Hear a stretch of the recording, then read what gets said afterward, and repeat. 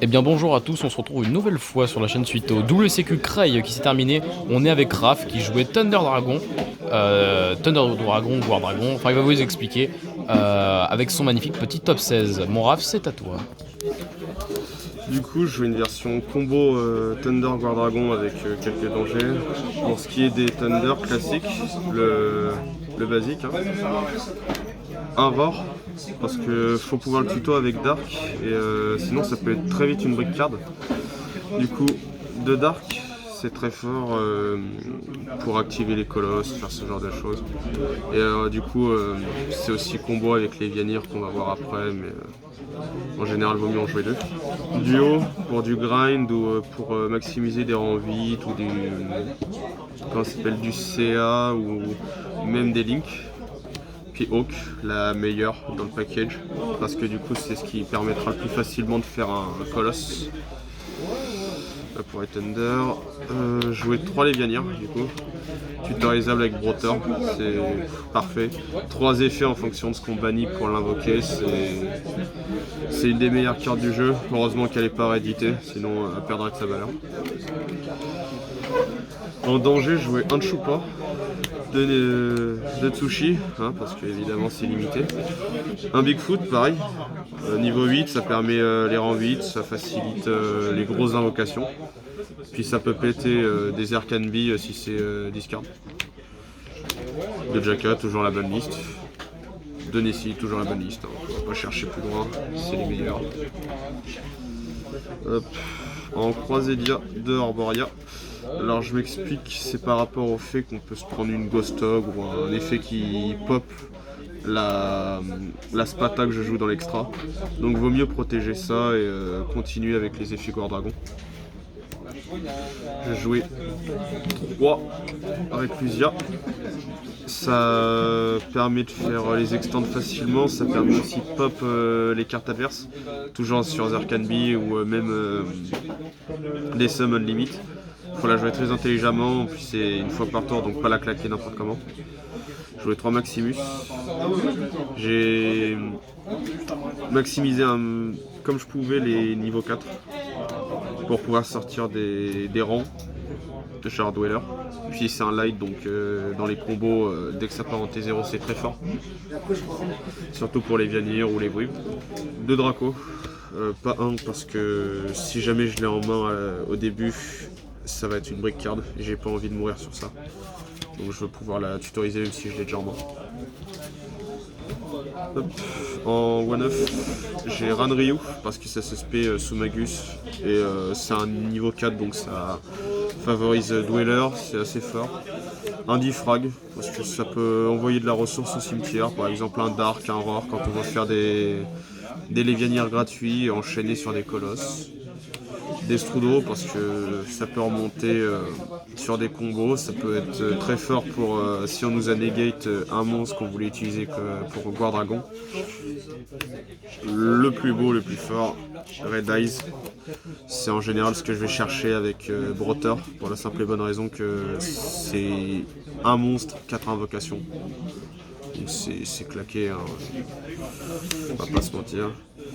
Omnibroter, du coup ça tuto n'importe quoi du même type et attribut qu'on va cibler sur le terrain. Donc en général les Vianir ou comme j'ai dit Red Eyes. En général je prends lui, les Vianir quand j'ai déjà ça en main et si vraiment j'ai pas d'out à une hache ou à Ogre, je prends la Vouivre Ténèbres pour faire les blockchains entre Saryuja et Aether pour jouer sous hiératique et faire du -2 à l'adversaire plutôt que du -1 seulement. Une Vouivre de chaque, toujours à cause de la bonne liste évidemment, sinon j'aurais ça à x3. Hop. Ça c'est pour les monstres du main. Et bah 3 CK. Seulement parce que c'est du +2 gratuit. Comme on joue pas d'autres magies, c'est facile. On la bannit, on renvoie ce qu'on veut pas dans la main, genre Aether. Puis ça nous fait un top deck. Donc voilà pour le main. L'extra du coup. de Colosse. Pas plus, pour la simple et bonne raison qu'on n'a pas la place et qu'on ne peut pas en utiliser plus.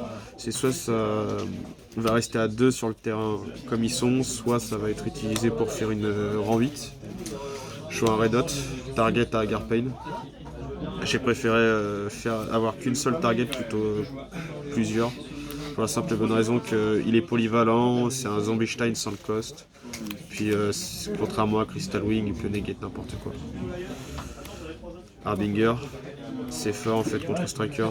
Ça redirige la Hayate, ça annule une magie, ça l'attache. Donc contre Striker, il ne pourra pas recycler. C'est un des plus balèzes. Dweller, du coup. Pour le match-up Orcust, Striker, un peu tout, Salam aussi.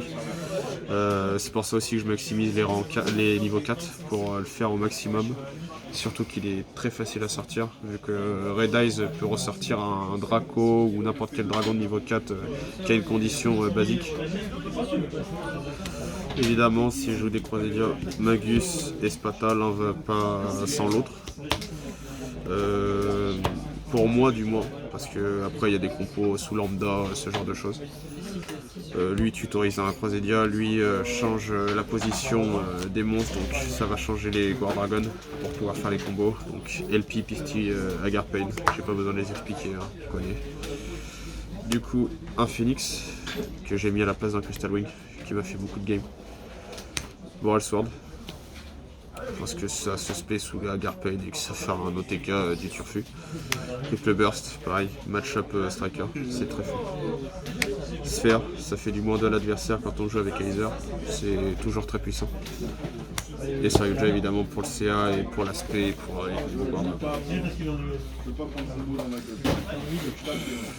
Et pour ce qui est du side, 3H pour plus ou moins tout. Match-up Thunder en miroir, Striker, Salam, Orcust aussi, un peu moins, mais vu qu'il y a Orcust Lunalight, lancer artefact.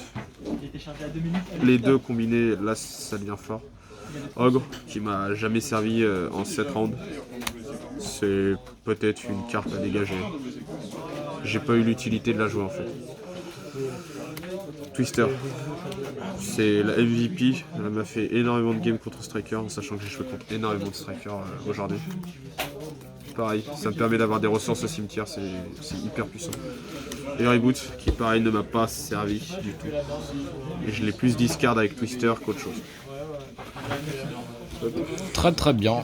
Eh bien, quels étaient tes matchs? Alors, énormément de strikers. Je fais première game contre Edison Pan. Je gagne 2-1. J'ai joué contre Striker du coup. Deuxième game, j'ai joué contre un... C'était quoi? C'était un Trickstar Shadow très bizarre où j'ai pris sur 3 games une super poly assurée. Donc au final, je perds sur ça. Ensuite, ça a été que des match-up Striker jusqu'à la dernière game où j'ai joué contre un Salam qui m'a mini Biru game 2 et j'ai pas pu remonter à game 3. Mais autrement, que du Striker. 5 Strikers sur 7 rounds. Eh bien, as-tu un mot à faire passer aux gens de l'orga? Ouais, carrément, super WCQ, on a fini pas trop tard. On remercie la Terre des 1000 jeux, on remercie les orgas du coup, hein, évidemment, les judges qui étaient très cool. Je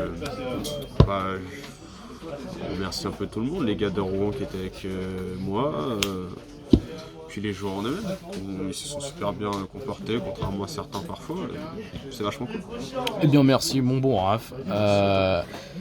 N'hésitez pas à aimer, commenter, partager. Comme d'habitude, on se retrouve très vite pour une prochaine vidéo sur la chaîne et je vous dis des bisous.